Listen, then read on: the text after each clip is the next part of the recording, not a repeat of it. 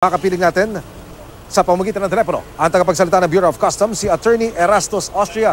Attorney Austria, magandang hapon. Welcome sa QRT. Okay. Good afternoon, sir. Thank you for having me. Magandang hapon po sa ating mga tagapakinig.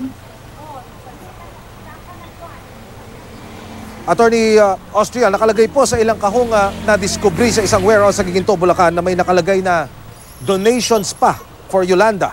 Ano po ang ibig sabihin nito? Paano po napunta iyon sa warehouse na iyon, Attorney? Well, sir, itong warehouse po na to ay isang condemnation facility that is accredited by the Bureau of Customs. Dapat po kasi, simulan natin sa proseso, any donation po kasi kailangan na meron itong DOF clearance muna. At ito ay consigned either to a government agency or to a non-government organization. So may proseso po ang Department of Finance na sinusunod para sa mga donations for any calamity. Now, kapag hindi po nasunod yung proseso na to, ang natural po na mangyayari, as in this case, this is what happened, nagkaroon po ng warrant of seizure and detention. Ibig sabihin, ito pa yung na-confiscate in favor of the government at susundin naman po natin yung proseso for the condemnation.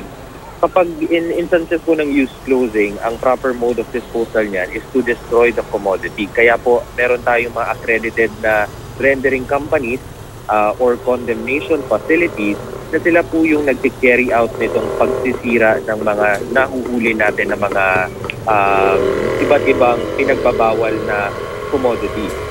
So, yun po sir yung proseso. Kaya po nandun yung boxes na allegedly for donation na nakita dito sa warehouse facility na ito. Attorney Austria, ano po masasabi nyo? Ang depensa ng negosyante, sa Japan daw galing ang mga damit at hindi kasama sa mga kinumpiska noon ng Bureau of Customs. Pinipili rin daw nila na maayos ang damit na ibebenta o ipapamahagi. Ito ba yung makatwiran? Well, sir, that will be the subject of an investigation, I think, between the Bureau of Customs and NBI. This is also, I would like to highlight, a joint effort of both government agencies. Well, preliminarily, I do not see any ground dun sa kanilang sinasabi na yung sa defense nila. Kasi dapat po ang nilalaman ng kanilang bodega ay yung ipinadala na ng Bureau of Customs doon para precisely ito'y sirain dahil sila ay isang accredited na condemnation facility. The only thing that they need to do is to carry out the destruction of the commodities that have been transferred to them. Attorney Austria, linawin ko lamang po, bakit po hindi nakarating sa mga biktima ng Bagyong Yolanda ang mga damit na ito kung supposedly yung kargamento ay para ho sa mga kababayan nating biktima? Kagaya po ng na-explain natin earlier, meron po kasi tayong sinusunod na proseso na batas kapag sinasabi natin for donation, kailangan po meron tayong prior na clearance from the Department of Finance. Dahil alam po natin na ipinagbabawal ang importation ng used clothing in this particular instance kapag merong magpapadala para sa isang calamity na naganap sa ating bansa, kailangan na ipapaalam muna ito sa mga appropriate government agencies.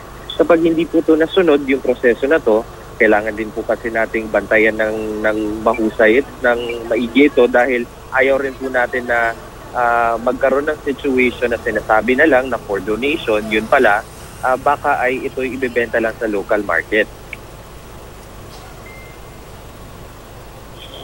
Okay, Attorney, malinaw po. Paano nyo po na-discovering binebenta po yung mga pang-ukay-ukay na mga damit na ito? Well, we were given intelligence from the National Bureau of Investigation, and thereafter, Commissioner Guerrero of the Bureau of Customs has issued a letter of authority with a corresponding mission order. Itong letter of authority po is utilized by the Commissioner to exercise his visitorial powers. And yung mission order naman to authorize our Bureau of Customs intelligence operatives together with the NBI agents to conduct their raid against in the said condemnation facility. Huling dalawang tanong, Attorney Austria, sino o anong grupo po ang pananagutin nyo rito? Ano po ang mga kasong isasampa ng Bureau of Customs o ng National Bureau of Investigation laban sa kanila? Well, sir, at the onset, after the investigation, of course, the accreditation of the condemnation facility will have to be revoked dahil apparently, instead of them carrying out the functions nung kanilang facility, hindi nila ito ginagawa at imbes na sirain nga itong mga pinagbabawal na commodities na to, binibenta nila. And alam naman po natin na nasa batas, bawal po ang importation ng used clothing, and this is by Republic Act to protect the health of the Filipino.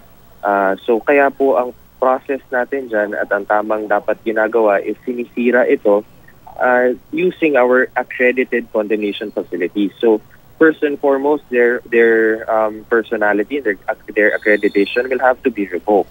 And then our legal service will have to see what appropriate cases can be filed against them after the conclusion of an investigation. Mga kapuso, ang tagapagsalita ng Bureau of Customs, si Attorney Erastus Austria. Attorney, maraming salamat. Magandang hapon po.